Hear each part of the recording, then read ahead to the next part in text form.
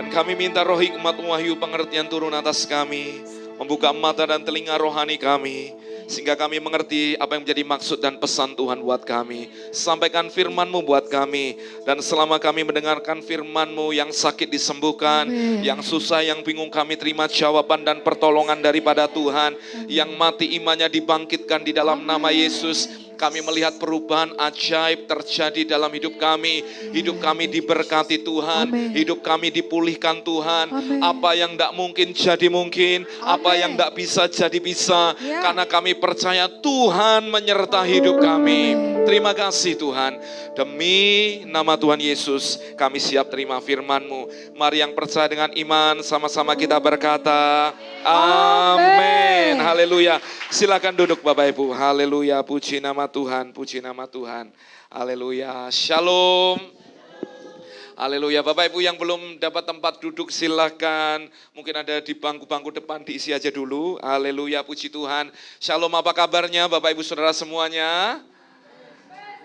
Apa kabarnya Bapak Ibu Saudara semuanya? Amazing, nothing missing, nothing broken. Amin. Saudara, tidak ada yang hilang dalam hidup kita. Amin. Tidak ada yang rusak dalam hidup kita. Katakan amin. Saudara, Anda orang-orang luar biasa. Ya, saya pikir Anda orang yang takut dengan hujan. Ternyata Bapak Ibu Saudara adalah orang-orang yang luar biasa. Saya melihat hujannya deras sekali. Ada beberapa jemaat yang gak bisa hadir. Ternyata karena rumahnya kebanjiran, saudara. Saya juga gini, Tuhan, oh my kebanjiran. Ya wis Tuhan, piye. Saya ngomong gini, biarkan damai sejahtera Tuhan tetap ada di rumah Bapak Ibu Saudara. Amin. Walaupun kebanjiran, hujan, tetap walaupun nyeroi airnya, tetap sukacita juga. Katakan amin. Nah saudara, saya mau sampaikan satu firman Tuhan buat kita semua. Dan ini menjadi rema Tuhan yang Tuhan taruh dalam hidup saya dalam penghujung tahun ini. Temanya itu God with us atau Immanuel. Ngomongkan saya, Immanuel. Katakan Immanuel. Saudara sering dengar kata Immanuel, bahkan ada banyak orang yang namanya Immanuel. Saudara, saya rindu bahwa kita memahami bahwa Tuhan itu bersama dengan kita. Katakan amin. Jadi saudara, semua perayaan Natal kita, semuanya harus bicara tentang nama Yesus yang ajaib. Katakan amin. Harus senternya siapa? Yesus. Maka hari ini kita harus kalau ngomong selamat Natal, ngomongnya enggak satu sama lain. Ngomongnya sama Tuhan. Gitu. Selamat Natal ya Tuhan. Gitu harusnya. Iya betul. Yang ulang tahun siapa? Tapi yang seringkali yang terima kado siapa? Loh, kitanya toh. Nah jadi gini loh. Kita datang, harusnya kita yang ngado sama. Nah persembahan yang terbaik, kado yang terbaik apa sih? Apa? Ayo. Yang kita bisa persembahkan sama Tuhan. Hatimu nggak kelihatan. Sebenarnya menurut saya kado yang terbaik adalah terima Dia hadir dalam hidup kita. Katakan amin. Berapa banyak orang menolak Yesus? Karena mereka nggak bisa nerima. Kalau kita jadi penerima yang baik, menerima kehadiran Tuhan dalam hidup kita, saya percaya hidup kita pasti dipulihkan Tuhan. Hidup kita diberkati Tuhan. Next. Haleluya. Kita akan belajar ini. Yuk baca sama-sama. Apakah Bapak bisa melihat jelas? Ya, oke. Yuk baca sama-sama firman Tuhannya. Dasar firman Tuhannya dari nubuatan Yesaya 7 ayat 14. Saudara, Nabi Yesaya ini 700 tahun sebelum nubuatan ini digenapi di zaman Yesus. Jadi 700 tahun, bahkan 740 kalau saya lihat dari sejarahnya. Berarti sekian ratus tahun yang lalu sudah dinubuatkan itu. Dan itu digenapi di dalam Yesus. Yuk baca sama-sama. Sesungguhnya seorang perempuan muda mengandung dan akan melahirkan seorang anak laki-laki. Dan ia menamakan dia Immanuel. Katakan Immanuel. Katakan Immanuel. Next, saudara, kita buka dalam Matius 1 ayat 22 sampai 23. Nah, penggenapannya terjadi. Yuk baca sama-sama. Semua itu terjadi supaya genaplah yang difirmankan Tuhan oleh Nabi.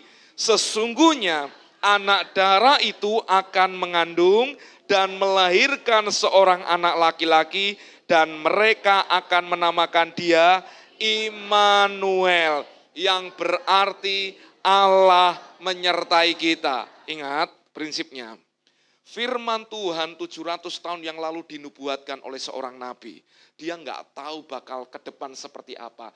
Tapi ketika firman disampaikan, 700 tahun kemudian, itu digenapi di dalam Yesus Tuhan. Jadi prinsipnya Bapak bisa melihat. Orang yang hidup dalam firman, saudara, apa yang datang daripada firman, tidak akan pernah gagal dalam hidup kita. Katakan amin. Saudara, kalau engkau pegang firman Tuhan, sekalipun mungkin hari ini engkau belum bisa melihat penggenapannya, tapi orang yang memegang firman Tuhan pasti akan melihat bahwa apa yang dipercayai terjadi dan digenapi dalam hidupnya. Amin. Katakan haleluya. Jadi hari ini Bapak Ibu sudah merayakan Natal yang keberapa? Saya mau ingatkan, firman tidak pernah salah dalam hidup saudara. Firman tidak pernah gagal dalam hidup saudara. Firman pasti digenapi. Immanuel. Lalu itu lahir digenapi di dalam Yesus. Immanuel. Yang artinya apa? Allah menyertai kita. Katakan amin. Next. Nah, kita akan belajar kata Immanuel. Saudara, Immanuel itu dari bahasa Ibrani artinya gini, Imanu dan El. Imanu itu artinya beserta atau bersama. El itu dari kata Elohim, jadi Tuhan bersama. Nah, kata yang sama di Kejadian 28 ayat 15 dikatakan gini, ada kata yang disebut, yuk ngomong dengan saya, lava. Ayo ngomong dengan saya, lava. Lava itu saudara kalau diterjemahkan itu beserta kita, beserta kami. Tapi sebenarnya bukan hanya beserta, artinya kita runtang-runtung, enggak. Tapi dia berjalan, mendampingi kita. Ngomong, berjalan, mendampingi kita. Nah pertanyaannya, seringkali Tuhan enggak kelihatan sama kita, betul enggak? Betul enggak? Waktu saudara dari awal datang dari rumah, Tuhan hujan, Tuhan ini, mungkin saudara akan dipenuhi bakal macet, banjir.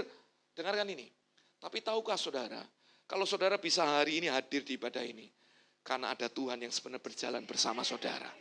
Bahkan saudara yang punya masalah pergumulan, saudara yang punya mungkin sakit penyakit yang dokter berkata, enggak mungkin. Dia berjalan bersama kita, dia gandeng kita. Dia mau berkata, nak, aku dekat dengan engkau. Katakan amin. Itu dari kata Immanuel, Imanu Elohim, dan kata lava.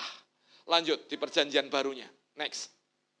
Dalam perjanjian baru, kata beserta kamu, itu dipakai kata himon, yang artinya menyertai kamu. Lalu dipakai kata juga parameno, itu bicara tentang Roh Kudus nanti yang dijanjikan Tuhan, yang bukan hanya sekedar dia berjalan bersama kita, tetapi diam di dalam saudara. Katakan amin. Jadi gini saudara, kalau saudara lihat, kata Immanuel itu bicara tentang, yuk ngomong dengan saya, kedekatan, melekat, diam. Ayo, kedekatan, melekat, diam di dalam saya. Ayo sekali lagi, kedekatan, melekat, diam di dalam saya. Nah pertanyaan saya buat saudara, apakah Tuhan meninggalkan saudara? Kalau saudara berdosa? Kalau saudara berdosa, Tuhan meninggalkan saudara enggak? Dia ada dengan saudara, menunggu saudara balik. Makanya saudara, fokus kita adalah dia Tuhan yang maha hadir, ada bersama dengan kita. Katakan amin. Next. Nah saudara, penyertaan Tuhan di dalam sejarah jelas Bapak Ibu. Saudara bisa lihat, di dalam perjanjian dengan umatnya, saudara bisa lihat nanti ada perjanjian pelangi, perjanjian garam, perjanjian dengan Abraham. Dimulai dari kitab Kejadian Bapak Ibu. Saudara bisa lihat ada orang-orang yang dipilih di mana Tuhan berjanji. Tapi ingat gini, Tuhannya kelihatan enggak? Enggak kelihatan. Tapi ada Tuhan di sana, betul kan? Maka ada firman yang disampaikan. Lalu melalui tiang awan, tiang api, saudara bisa melihat waktu Israel keluar dari tanah Mesir, mereka lihat penyertaan Tuhan lewat apa? Tiang awan, tiang api toh. Kelihatan nggak? Tapi Tuhannya lihat nggak? Enggak. Tapi waktu mereka ada di padang gurun, lihat ini. Alkitab jelas berkata, waktu di cuaca yang ekstrim, saudara, waktu panas muncul tiang awan sehingga mereka tetap teduh. Waktu gelap dan dingin ada tiang api yang menghangatkan mereka. Bahkan Alkitab berkata, selama 40 tahun kasut mereka ora rusak. Saudara, paling banter pakai sepatu itu berapa tahun sekali? 1 tahun ya. 1 tahun waktu Natalan ganti baru ya. Coba lihat sepatunya sama-sama yuk. Sepatumu anyar enggak? Nah, saudara perhatikan ini. Tapi orang Israel aneh. Yang namanya orang itu bertumbuh enggak? Bertumbuh. Mana ada sepatu yang bertumbuh dan ngikuti bentuk kaki kita. Dan itu enggak rusak selama 40 tahun. Berarti bicara tentang apa? Penyertaan Tuhan. Coba kalau kita semua punya sepatu yang modelnya modot dewe. Tambah jeber ngikuti dewe gitu. Penyertaan Tuhan. Loh, memang itu yang terjadi tuh kok wedi. Memang itu yang terjadi. Haleluya. Haleluya. Tolong yang di lantai 1 yang baru datang silakan duduk. Ternyata baru datang saudara. Puji Tuhan. Oh ya, puji Tuhan. Walaupun mogok tetap bisa nyampe kan. Tuhan berkati. Silakan duduk. Haleluya. Tolong lihat sana, yuk sama-sama ngomong. Tuhan memberkatimu. Ayo ngomong, lihat ke TV sama-sama. Tuhan memberkatimu. Walaupun telat diampuni gitu. Tuhan tetap mengasihimu. Tetap berkatnya enggak dikurangi. Haleluya, puji Tuhan. Ya, tetap semangat. Bapak Ibu yang di lantai 1 katakan haleluya. Ngomong semangat. Untungnya pas datang pas khotbah, enggak pas waktu bagi makanan. Enggak, Bapak Ibu, Tuhan memberkati kita semua. Silakan duduk. Tetap dalam damai sejahtera Tuhan. Saudara, ada tiang awan, tiang api. Lalu yang selanjutnya, waktu di padang gurun ada yang namanya kemah suci dan tabut perjanjian. Maka Tuhan hadir di sana. Maka tabut perjanjian sebagai lambang kehadiran Tuhan. Tapi Tuhannya kelihatan enggak? Semua bisa ketemu Tuhan enggak? Enggak. Hanya orang-orang tertentu. Lalu zaman hakim-hakim ada orang-orang pilihan. Ada Gideon, ada Yefta. Tapi Tuhan nunjukkan dipilih orang-orang tertentu dan mereka Bapak Ibu dipilih Tuhan. Mereka menyadari disertai Tuhan selama dipimpin orang yang dipilih Tuhan, negerinya menang. Tapi waktu pemimpinnya mati, mereka balik lagi. Maka seringkali kayak up down. Selanjutnya ada nabi-nabi Tuhan yang dipakai Tuhan. Dan di zaman raja-raja yang kita lihat, di zaman ada Saul, ada Daud, Tuhan membuat sebuah perjanjiannya. Tapi sebenarnya semua itu menunjukkan gini, Tuhan memang hadir dalam sejarah di perjanjian lama. Tapi ingat, Tuhan gak hadir secara nyata, betul gak? Saudara bisa lihat Tuhan gak? Enggak toh.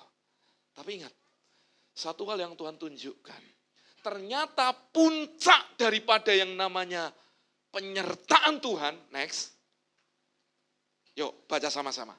Puncak penyertaan Tuhan kepada umat manusia diwujudkan melalui Yesus Kristus yang merupakan pernyataan tertinggi dari kasih, kuasa, dan kehadiran Allah. Katakan amin. Ayo ngomong, Yesus puncak pernyataan tertinggi dari kasih, kuasa, kehadiran Tuhan. Semenjak Yesus lahir ke dunia, luar biasa, dahsyat. Saudara dengerin, waktu semenjak Yesus hadir, semua sadar nggak? Yesus jadi sama seperti kita. Bisa dilihat nggak? Bisa nggak waktu itu? Bisa. Mereka bisa merasakan kehadirannya nggak? Tapi pertanyaan saya, percaya nggak? Percaya nggak? Banyak dari mereka yang menyalibkan dia dan tidak percaya. Tetapi berapa banyak orang-orang yang percaya dan termasuk kita semua hari ini memilih untuk percaya kepada dia. Katakan amin.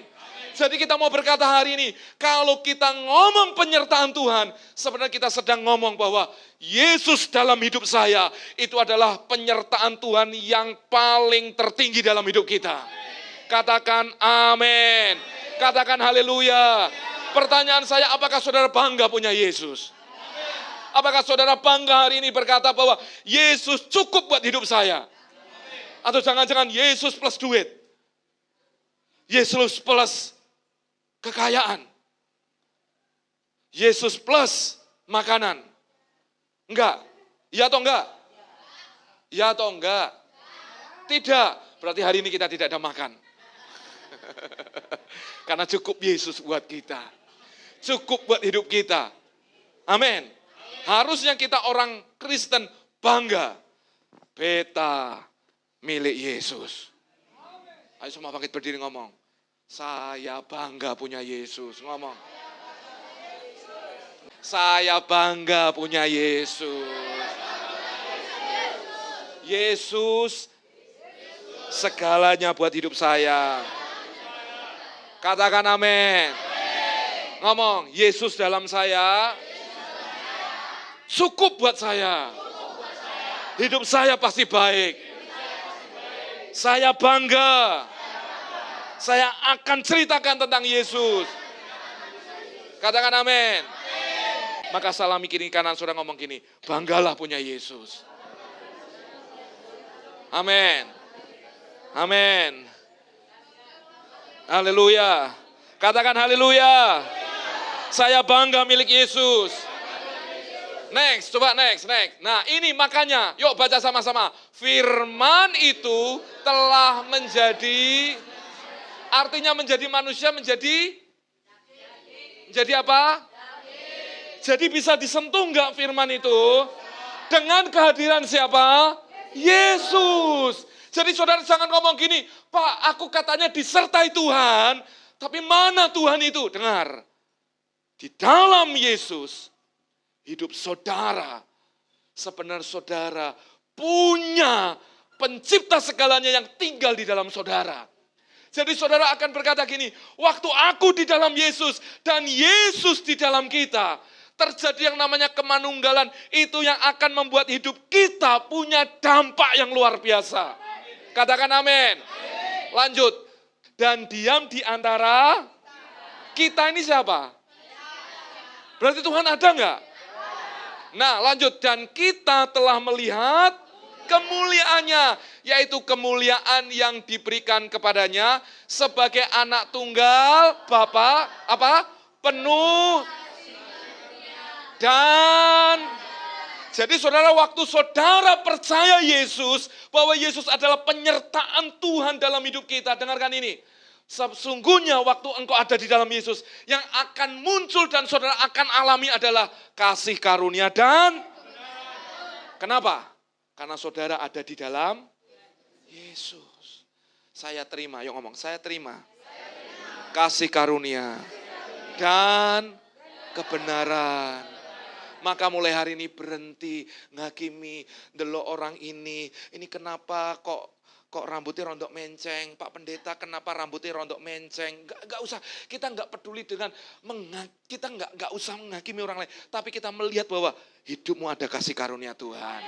Coba lihat kiri kananmu, wajah ngomong gini, engkau penuh kasih karunia dan kebenaran, karena engkau ada di dalam Yesus.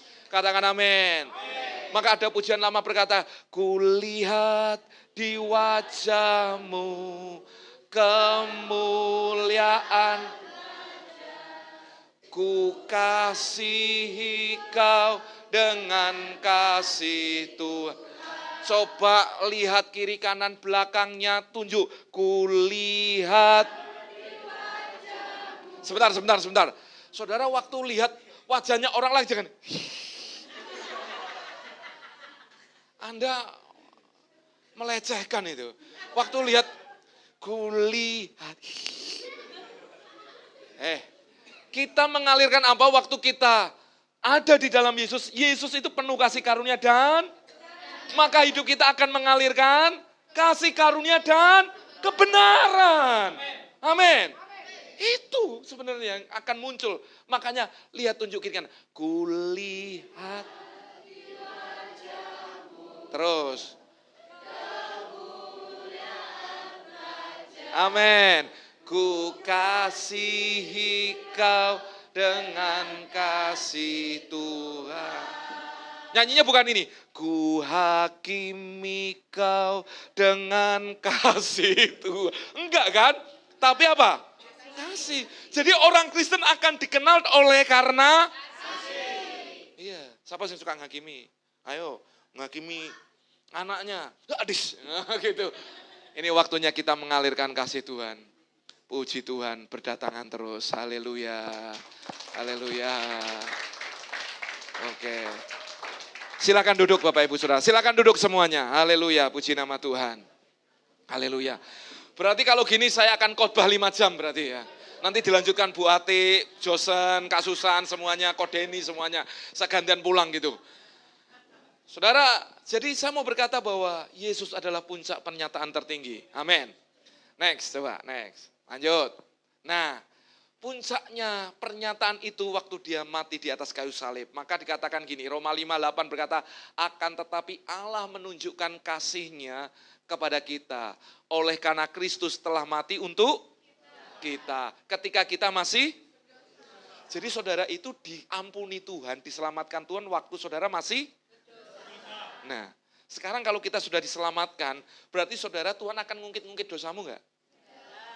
Yang suka ngungkit-ngungkit dosa kita siapa? Senggol kiri nih, kowe toh. Betul kan? Yang suka ngungkit-ngungkit dosa kita siapa? Nah, suaminya toh, istrinya toh. Tapi saya mau tanya, Kristus menunjukkan kasih-Nya kepada kita oleh karena Kristus telah mati untuk kita waktu kita. Saya mau tanya, orang berdosa apa yang bisa disombongkan apanya? Ada enggak? Saudara mau sombongin apa waktu kita berdosa? Kebaikan kita. Ada kebaikan kita, mau berdosa. Gak ada yang disombongin. Berarti gini saudara, waktu saudara lihat Kristus, saudara berkata gini, aku pun diselamatkan oleh Dia. Gak ada sesuatu yang baik dalam diri kita. Tapi Dia mau mati buat kita. Jadi di Natal ini gak ada orang yang tertekan dan terintimidasi. Dan terus nunjuk orangnya ya, gara-gara kamu. Enggak. Kita harus ngomong sama Tuhan, terima kasih buat penebusan Tuhan dalam hidup saya. Katakan amin. Next, lanjut. Penyertaannya ditunjukkan dalam karya penebusannya, next. 2 Korintus 5 ayat 19, yuk sama-sama baca. Sebab Allah mendamaikan dunia dengan dirinya oleh Kristus dengan tidak memperhitungkan pelanggaran. Jadi, diperhitungkan enggak pelanggaran kita waktu kita sudah didamaikan? Masa iya, sudah berdamai gini. Misalnya saya sudah berdamai. Berdamainya orang, ya udah gini, sudah berdamai. Selesai ya. Baru itu selesai gini, iya wingi lo kue utang aku gak bayar. Terus berdamai, selesai. Harusnya waktu sudah didamaikan selesai enggak? Kenapa? Karena Yesus menjadi penebus kita. Semua hutang dosa sudah dibayar Yesus. Amin. Itu bentuk penyertaannya buat kita. Tapi banyak kali kita, seringkali kita justru yang memperhitungkan apa? Pelanggaran kita sendiri. Kita terus berkutat terus dengan pelanggaran gini, kurang ini, kurang ini, kurang ini. Cobalah fokus dengan Tuhan yang mendamaikan kita. Dia memperhitungkan pelanggaran saudara? Dia memperhitungkan dosa saudara? Tuhan mau berkata hari ini kepada saudara, Dia sudah mengampuni saudara. Amin. Makanya dikatakan dalam firman Tuhan, Dia tidak mengingat-ingat dosa pelanggaran kita. Amin. Jadi ngomong saya dikasihi Tuhan. Ngomong saya dicintai Tuhan. Kamu dicintai Tuhan. Katakan amin. Saya dicintai Tuhan. Kamu? Nah kamu ngapain? Nah, jadi kita nggak akan menghakimi orang dengan di gereja ya, Model gini, wih delokno gereja delokno, itu rambutnya disemir no, ini nih alisnya miring sithik. Nah, kita ngurusi sing kok ngono-ngono. Itu delokno nganggo anting. Delokno wong wedok ana antingi. Anting kene 3 kene 2. Lalu ngono, ki alisnya dikai apa ki ngene ki apa namanya? Apa namanya gini? Sulam. Baru sulam. Apa sulamannya ucul sisan gitu. Kita nggak akan ngurusinya nggak gitu, katakan amin. Karena saudara akan berpikir gini, engkau orang yang dikasihi Tuhan. Kita lebih fokus kepada arah di mana hidup rohani kita yang sudah ditebus oleh darah Yesus. Katakan amin. Silakan duduk Pelin. Jadi saudara, puncak dari pernyataan adalah Yesus. Dan Yesus memberikan penebusannya buat kita. Jadi Yesus itu satu-satunya pribadi Allah yang berinkarnasi jadi manusia. Yang lahir, dirayakan. Setelah itu tujuannya hanya untuk menebus dosa. Mati untuk kita semua. Naik ke surga, bangkit naik ke surga. Dan memberikan rohnya. Next sekarang. Nah. Ini penyertaan Tuhan bagi gerejanya. Yuk baca sama-sama. Matius 28 ayat 22, 3. Dan ketahuilah aku menyertai kamu senantiasa sampai akhir zaman. Akhir zaman itu kapan Bapak Ibu? Sampai kiamat. Sampai selesai. Artinya Bapak Ibu dengarkan gini. Berarti Tuhan akan terus ada bersama dengan kita. Sampai pada kesudahannya. Jadi kalau ada orang ngomong kayak gini, mana Tuhan, katanya Tuhan melakukan ini. Tapi kelihatannya mana? Dengerin gini. Dia menyertai Bapak Ibu Saudara sampai akhir zaman. Sampai kesudahannya. Berarti Tuhan mau berkata gini, aku akan terus hadir dalam hidupmu dan tidak pernah melepaskan hidupmu. Katakan amin. Maka ini dikuatkan ketika Yesus naik ke surga. Next. Kehadiran Roh Kudus, maka Tuhan memberikan Roh Kudus sebagai penolong, sama-sama penghibur dan penuntun bagi gerejanya. Maka ketika ada di loteng Yerusalem, umat Tuhan disuruh berdoa untuk menantikan Roh Kudus. Dan Roh Kudus itu yang sekarang sudah tinggal dalam hidup kita. Dan itu menjadi bukti bahwa Dia ada menyertai hidup kita. Saudara, waktu saya renungkan ini, berarti sebenarnya hubungan kita dengan Tuhan hanya sejauh apa saudara?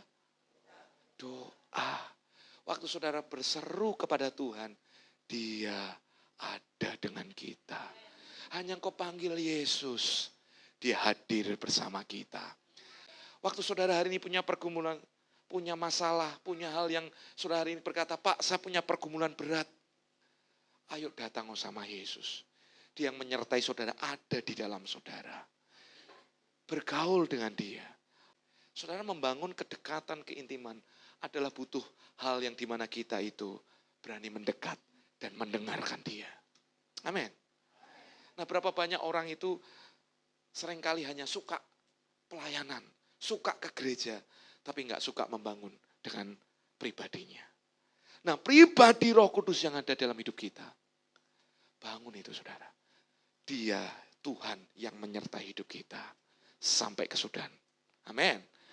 Next, kelihatannya mau terakhir nih. Nah, amin. Haleluya. Matius 18 ayat 20. Nah, ini menjadi klimaksnya saudara. Yuk baca sama-sama.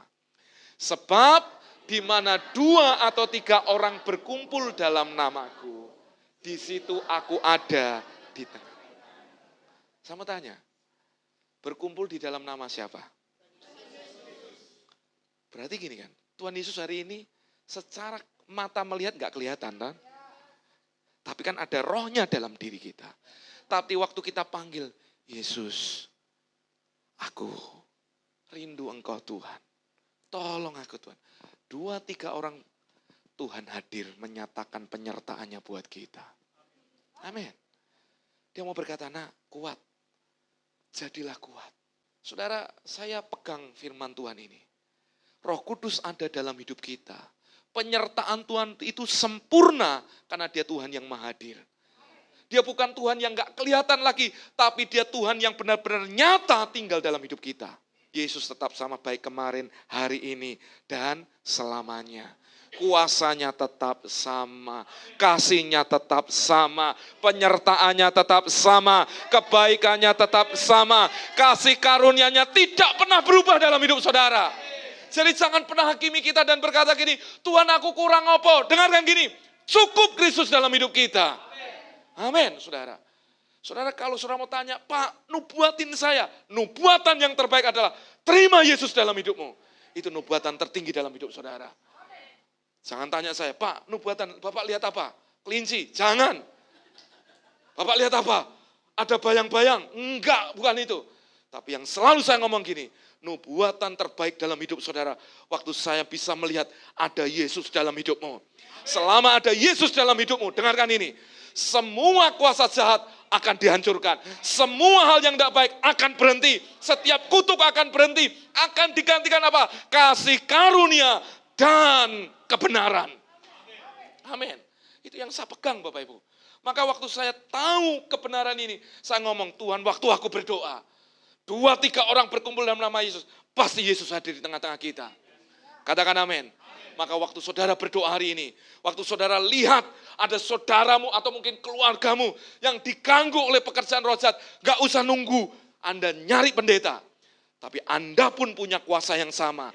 2-3 orang berkumpul dalam nama Yesus, Yesus hadir. Kalau hadiratnya, penyertaannya ada dalam hidup saudara. Dengar ini, setan pasti minggir. Katakan amin. Ngomong, dalam nama Yesus, hidup saya di dalam Yesus adalah hidup yang berkuasa. Kenapa? Karena Anda mampu menghadirkan Tuhan dalam hidupmu. Katakan amin. Pertanyaannya adalah, ngomong, pertanyaannya adalah, maka saudara berkumpul di 2-3 orang berkumpulnya itu mau enggak? Seringkali itu ijenan, enggak mau kumpul. Betul enggak? 2-3 orang berkumpulnya mau enggak? Berarti waktu kita nyembah Tuhan ini, walaupun Bapak Ibu yang hari ini ada di lantai 1, saudara terlambat, Tuhan tetap mengasihi saudara. Katakan amin. Oh, angkat tangannya semangat gini. Saya tahu itu angkat tangannya tanda bersalah, Pak, aku telat, Pak, ampuni saya, Pak, gitu. Saya nggak akan potong berkat saudara. Amin. Amin. Tapi dengar ini. Satu hal yang saya mau sampaikan kayak gini. Terima Yesus dalam hidup saudara. Itu cukup dalam hidupmu. Amin. Penyertaannya cukup dalam hidup kita. Amin. Saudara, waktu saudara lihat anak-anakmu, Anda harus berani berkata kayak gini. Aku bangga dengan engkau nak. Bukan karena nilaimu bagus. Bukan karena hal-hal yang duniawi. Tapi banggalah waktu engkau lihat anakmu ada di dalam Yesus. Amin. Enough saudara. Saudara mau sukses apa yang saudara mau kejar? Saudara, satu hal yang kita perlu sadari bahwa kesuksesan terbaik adalah waktu kita tetap ada di dalam Yesus. Amin. Jadi kesimpulannya, penyertaan Tuhan itu bicara pertama, penghiburan. Ngomong ke saya, penghiburan. 1, yuk baca sama-sama. Kehadiran Tuhan memberi kedamaian di tengah kesulitan. Saudara, hari ini yang datang terlambat karena terhalang hujan, mobilnya mogok, kebanjiran, mungkin sudah mengalami kesulitan, tapi Tuhan ngasih penghiburan. Toh bisa datang ke tempat ini dengan anugerah Tuhan. Saya pikir yang dari Wiyung bakalnya terlambat. Oh, banjir saat gini. Untungnya mobilnya enggak mogok. Coba kalau mogok, ya wis piye. Saya ngomong gini, lama dikapain. Satu tadi di sepanjang di atas ini tim musik latihan, satu berdoa sama Vano. Dalam nama Yesus, hujan berhenti. Malah deres, lalu Tuhan kasih penghiburan buat saya.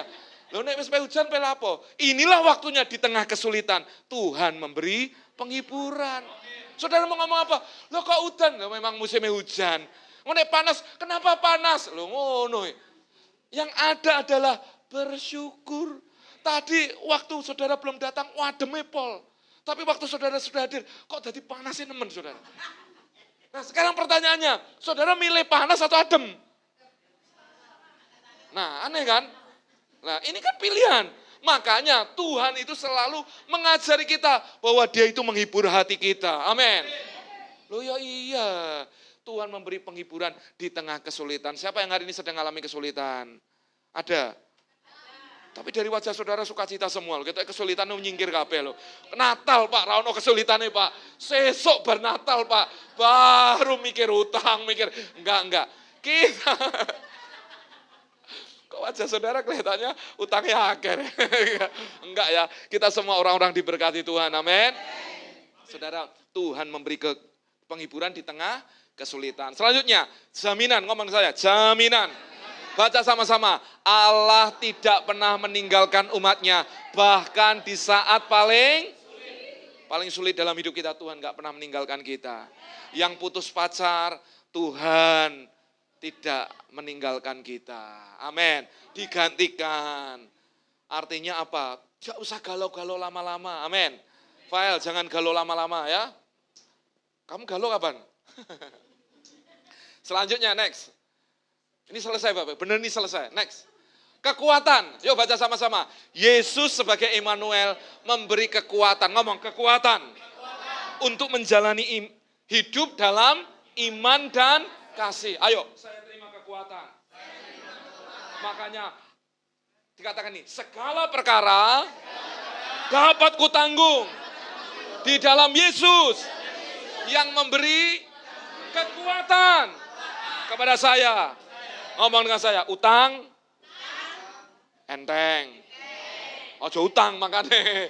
Yang kedua apa? Masalah enteng. Sakit penyakit enteng. Berarti gini loh saudara, fokus saudara bukan di masalahnya apa? Kekuatan yang Tuhan beri, amin. Betul, amin. Jadi jangan ngeluh-ngeluh. Orang ngeluh gak bakal selesai Bapak Ibu. Tapi orang yang terima kekuatan baru akan jalan dengan sukacita. Yang terakhir, pengharapan. Kehadirannya memberi keyakinan bahwa Allah sedang bekerja. Ngomong, sedang bekerja. Dan akan menyempurnakan segala sesuatu pada waktunya.